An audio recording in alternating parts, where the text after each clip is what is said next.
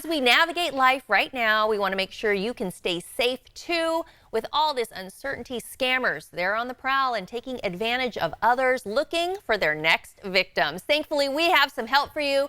Technology expert Burton Kelso joins us now to give us the heads up on the scams we need to be aware of. Welcome to the show, Burton. Hey, Aubrey, how are you doing this morning? All right, so many people right now are focused on staying healthy. They're worried about, any medical issues because of COVID-19. Are you seeing medical scams out there? Yes. Medical scams usually come in the form of an email, text, or a phone call saying that a loved one is in the hospital with COVID-19. So when you get these messages, the scammer will ask for money in order for you to allow the family member to get treatment. So obviously, if there's any payment issues at the hospital, they'll be taken care of. You won't get a call saying that a loved one needs payment in order to get treated for COVID-19. Right, so you're not going to get a phone call from a legitimate hospital asking you to pay something over the phone. No, the only phone call you would get is just saying that your loved one is in the hospital and that you probably should come see them. Right. That is good to know. Apps, that's another platform scammers are using. How are they using apps to take over our phones?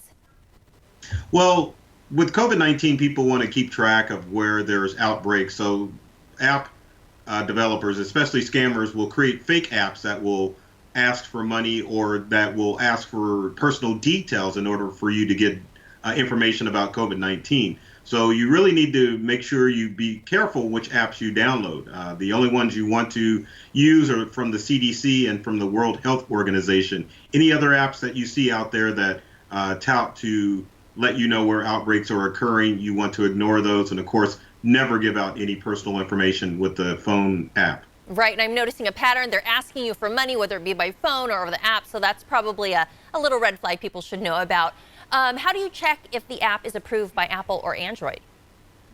Well, the best thing to do as far as the app is concerned is to look at the reviews, because Apple and Android normally do a good job of scanning the App Store to make sure there's no malicious apps there. But always check the reviews just to make sure that people haven't reported that they've gotten scammed from the app that they've downloaded.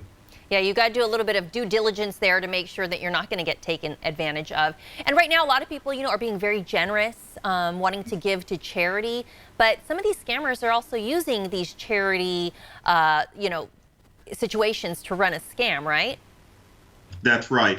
Any crisis, you're going to see charities pop up. Some of them are legitimate, some of them are fake. So when you see a charity cause either from a company or from an individual, you always want to do your research to make sure that it's coming from a legitimate source. And these scams, all they're after is money. So you don't have to worry about personal details being leaked. But at the same time, do your research and make sure that you check it out before you donate.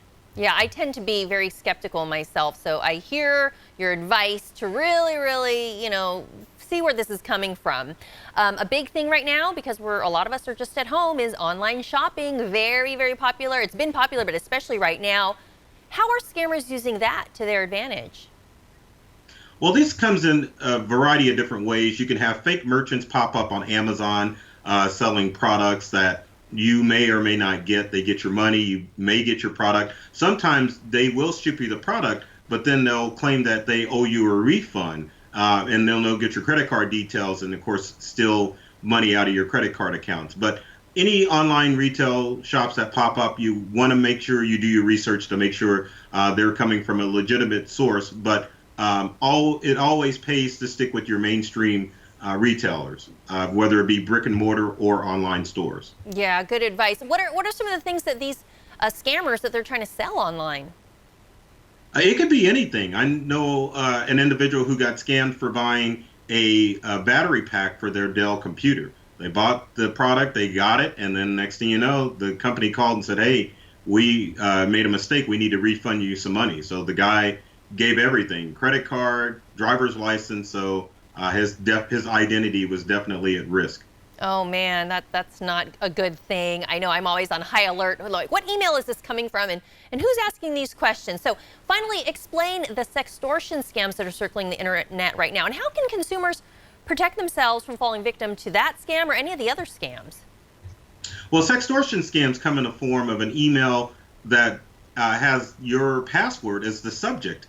So when you see that, you freak out. So if you read the details of the email, it'll go on to explain that you've been caught watching porn on your smartphone or your computer, and they can go on to say that they can track you and infect family members with the COVID-19 virus. Oh, wow. So if you get so if you get a sextortion scam email, the best thing to do is to change the password that is listed in the subject line. So if you use all of your accounts with that password, you want to change the password for all of those online accounts. If you just use it for one account, go ahead and change that password.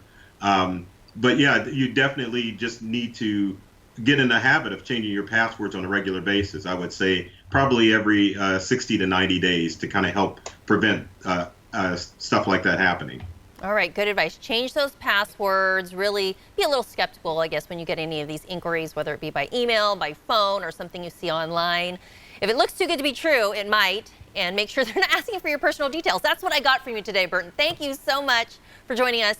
We've got the heads up now on these text scams. All right. Good talking with you, Aubrey. This interview involves commercial content. The products and services featured appear as paid advertising.